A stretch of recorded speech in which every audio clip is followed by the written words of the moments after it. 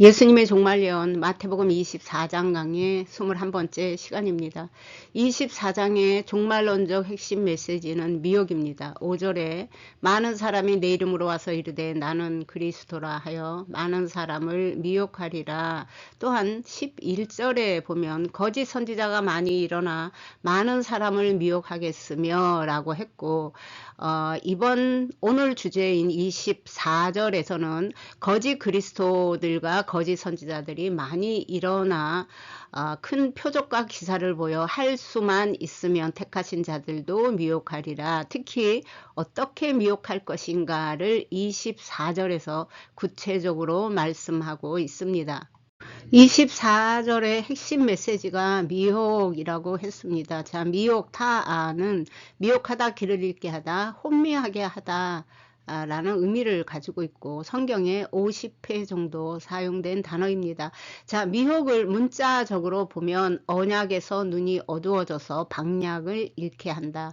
계시에서 멀어져서 하나님을 떠나게 한다. 즉 미혹은 단순히 문자적으로 몰라서가 아닙니다. 그 결말은 궁극적으로 영적 파멸에 이르게 하기 때문인데 이 미혹이 무서운 것은 하나님의 자녀를 지역 자녀로 영적인 죽음에 이르게 한다라는 것입니다. 자, 종말의 이 핵심 전쟁을 예수님은 24장에서 4절, 5절, 11절 그리고 24절에서도 미혹할 것이다 라고 경고를 했습니다. 미혹을 받지 않도록 주의하라 라고 거듭 당부한 단어가 바로 이 미혹이라는 단어입니다. 종말의 가장 큰 특징이 전쟁이나 재난이 아니라 영적 미혹이라고 말씀하셨습니다. 그래서 이 미혹은 참된 진리의 길을 잃게 하고 영적인 방향성을 바꾸게 만든다라는 의미가 포함되어 있는 단어입니다.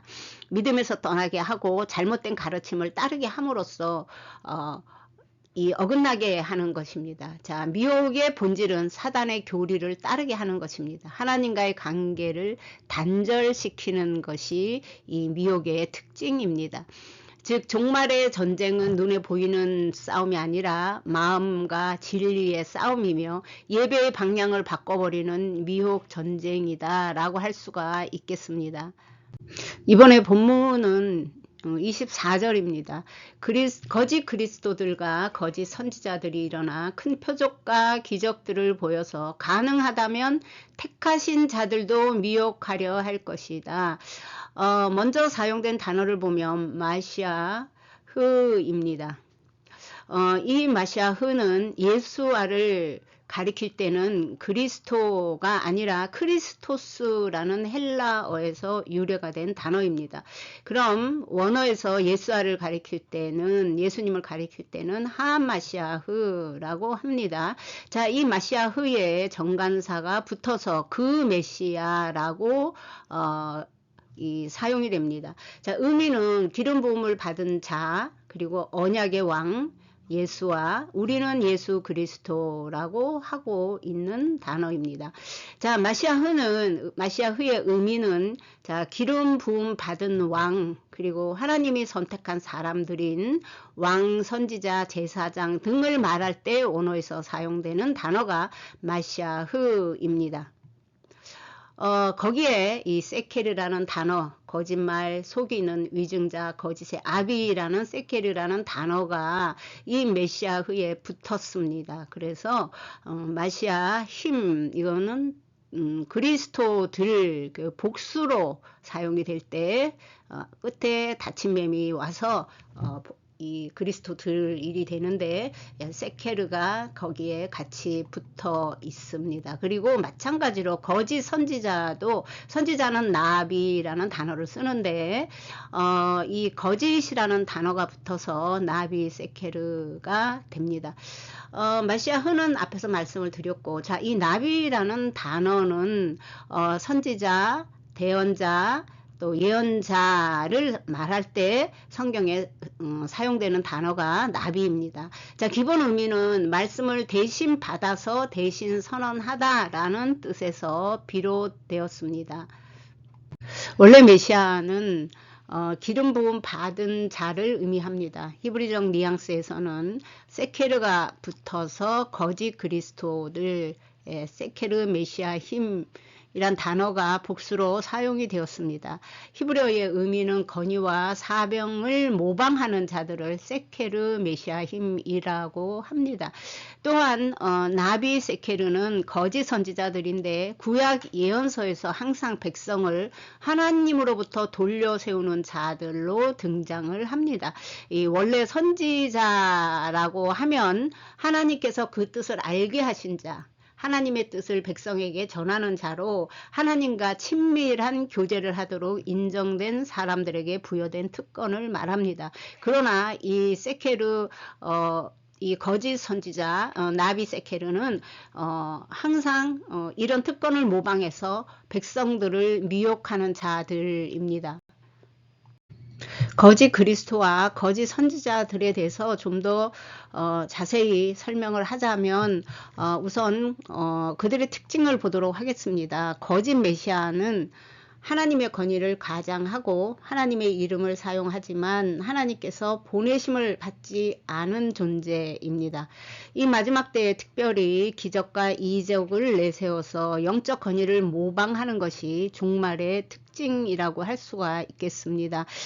구약 표현으로 예를 들어 암살롬이 스스로 왕이 되었던 다윗의 아들 중에 한 명이고 또 열지파를 중심으로 해서 북이스라엘의 초대 왕이 되었던 여로보암이 있죠. 그래서 성경에서는 악한 왕을 기준으로 해서 여로보암의 죄라고 합니다. 따라서 거짓 메시아들은 참 메시아이신 예수와의 정체성을 흉내내는 영적 세력을 말하고 또 하나님이 기름을 붓지 않았는데도 기름 부음을 받은 자처럼 행동하는 존재들이 거짓 그리스도들이라고 할 수 있습니다. 그래서 거짓 메시아의 특징을 보면 구원을 약속하지만 구원의 길이 절대 아닙니다. 메시아의 사명은 죄에서 하나님의 백성을 건지는 자입니다. 하나님의 통치를 가져오는 자이며 참된 평안을 주는 자입니다. 사람을 하나님께로 이끄는 것이 참된 메시아의 사명입니다. 그러나 거짓 메시아는 인간적인 해결책을 내놓습니다. 눈에 보이는 안정을 말합니다. 자, 심리적인 위로로 포장을 하고 세상적 번역을 구원처럼 포장을 합니다. 무엇보다 사람을 자신에게로 이끄는 것이 거짓 메시아의 특징입니다.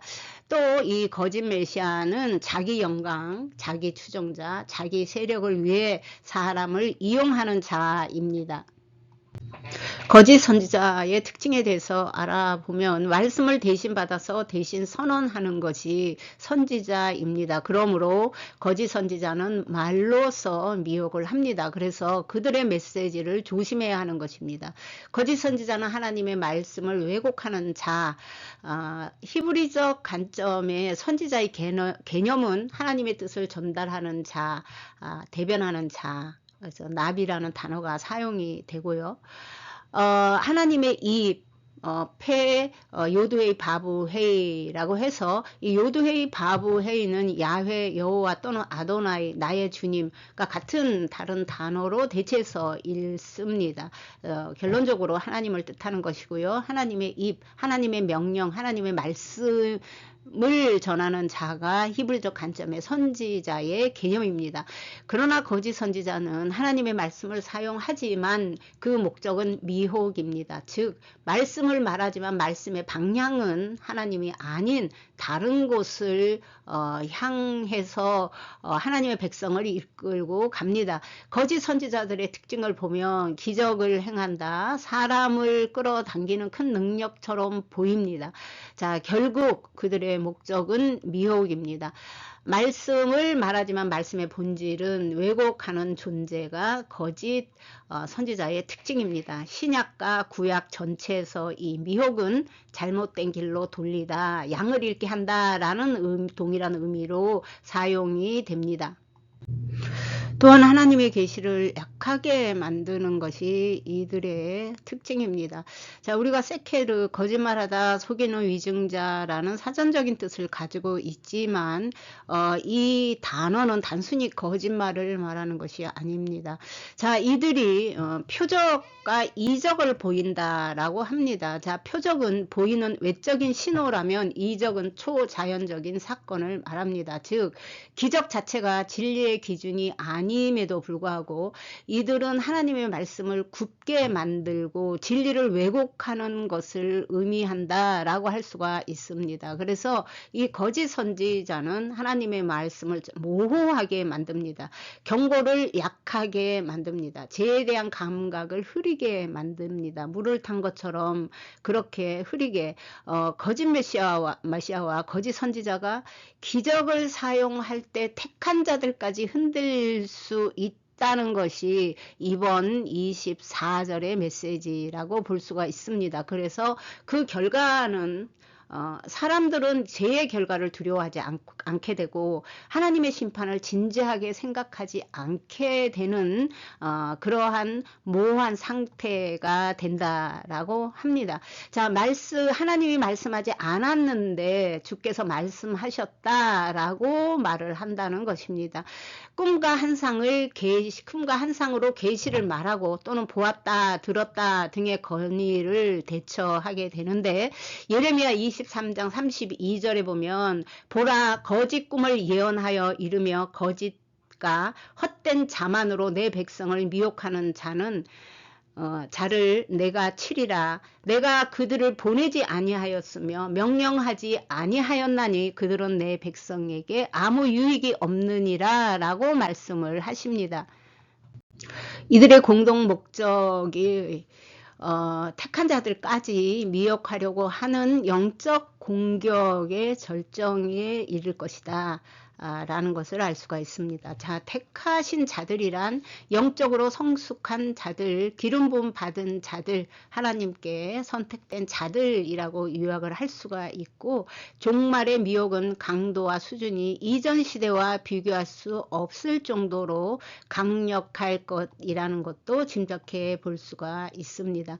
자, 택한 자들도 미혹하려고 한다. 그래서 이 택한 자는 하니부 차림이란 단어가 사용이 되었는데 이 단어를 들여다보면요. 하나님이 규정해 놓은 사상 안에서 살아가는 사람들, 즉 토라 안에서 살아가는 사람들, 하나님의 말씀을 말씀 따라 인생의 삶의 여정을 걸어가는 사람들이라고 할 수가 있습니다. 하나님의 목적에 따라 구별된 사람들, 아무렇게나 사는 것이 아니라는 거죠. 자, 종말의 끝까지 믿음을 지키는 내면이 강한 무리들이라고 할 수가 있습니다. 자, 이들을 넘어뜨리려고 마지막 때 미혹이 더 강해짐을 보여주고 있습니다. 또한 이 종말에는 기적 자체가 진리를 보증하지 않습니다. 초자연 현상이 있다고 해서 하나님께 속한 것도 아닙니다. 표적을 보고 따르는 신앙은 종말의 가장 위험한 신앙이 될 것입니다. 예수님이 강조하신 메시지이기도 합니다. 또한 이 종말의 승리는 빛과 어둠을 구별하는 분별의 영성이 마지막 시대에 가장 필요한 능력이 될 것입니다. 진리의 말씀과 하나님을 향한 우리의 심령이 말씀에 근거한 믿음의 뿌리를 두어야 합니다. 종말의 승리는 기적과 외적인 표적이 절대 아닙니다. 종말에는 표적과 이적은 진리의 증거가 아니라 미혹의 도구라고 성경에서 말하고 있습니다.